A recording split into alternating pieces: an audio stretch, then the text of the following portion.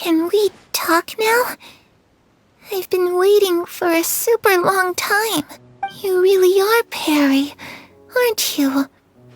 I haven't seen you in so long. How come you're all grown up? Wait, did I somehow travel to the future on accident? Or am I dreaming? What a long dream. Neither. You died, Clervie. That's what happened.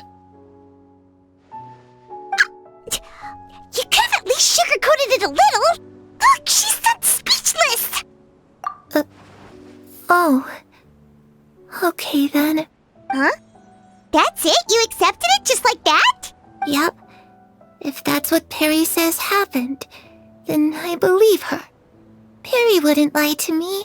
Plus, I don't really need to know why I'm like this.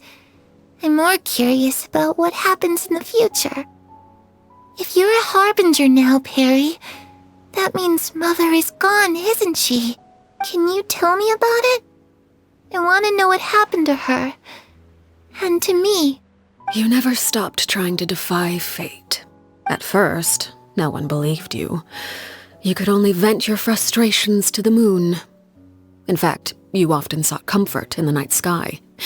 You wanted to see the aurora, so one night we promised each other we would go to Snezhnaya to see it together. Later on, you tried to run away, but you were brought back each time. Mother spared your life, but it wasn't out of kindness.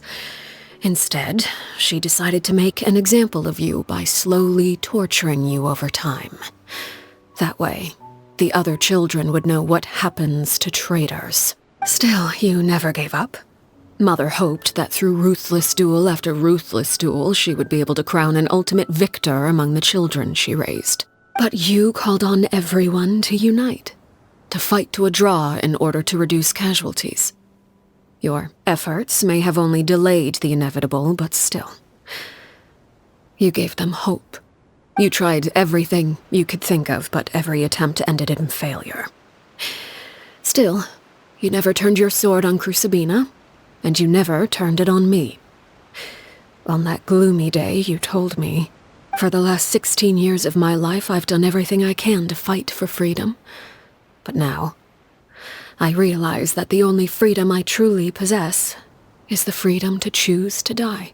I never imagined I would say something like that. I must have been feeling really worn down. But somehow, I still think I understand. According to Mother's plan, only one of us was going to make it until the end. And I always hoped that person would be you.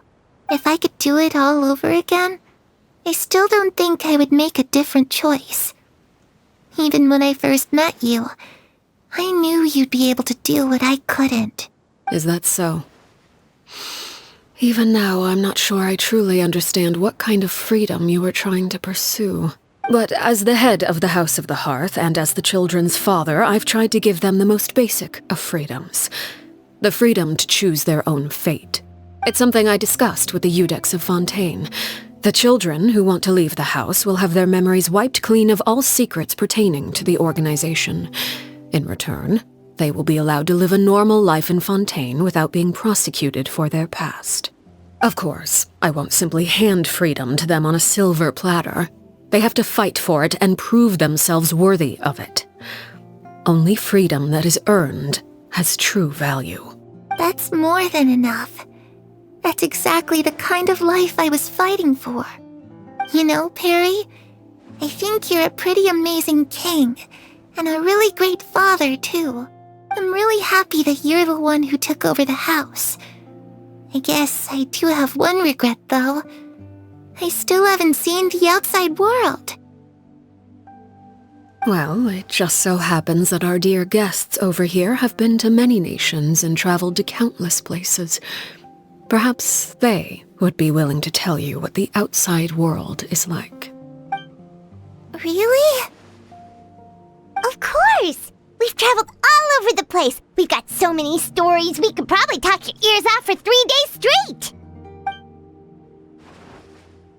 You know, I used to dream of being a bard, playing the lute while singing into the winds of freedom.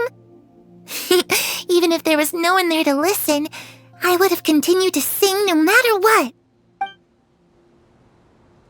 Ah, that's where Mora comes from.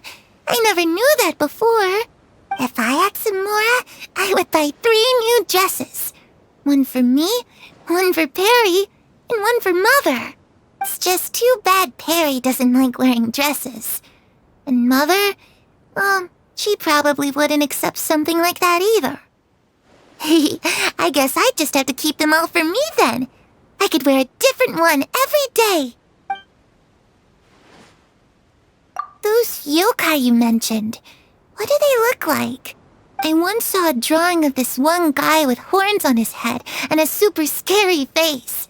Are there any yokai like that? Oh, sounds like you're talking about an Oni. Yep, we've met one, and let Paimon tell you, they're not nearly as scary as they look. I was always too afraid to skip Mother's fighting lessons. But at the academia, I bet you could do all sorts of secret things in class. Things that have nothing to do with studying. I'm just kidding. Being able to study whatever you want without having to fear for your life actually sounds pretty great.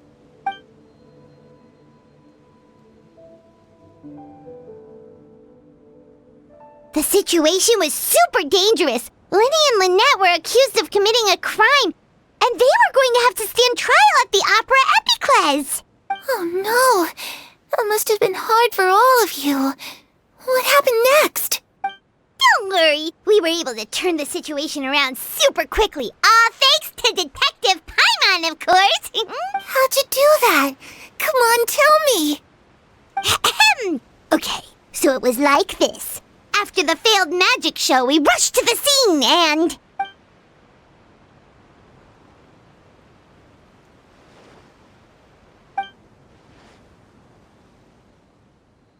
Shadows don't have the capacity to learn or grow. Any new information they encounter is quickly forgotten over time.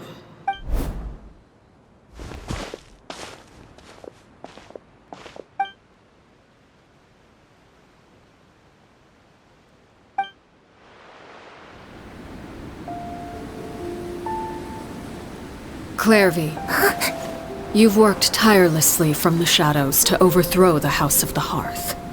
Now, by my authority as the Knave, I shall announce how this matter ends. You are hereby expelled from the House of the Hearth. You are no longer tied to this place, nor are you bound by its rules. You're saying that I can finally leave? I get to experience the outside world as well? Oh, I almost forgot. There's no getting older for me. Still, seeing who you grew up to be makes me really happy, Paraware. Take care of yourself. Goodbye. May we meet again someday.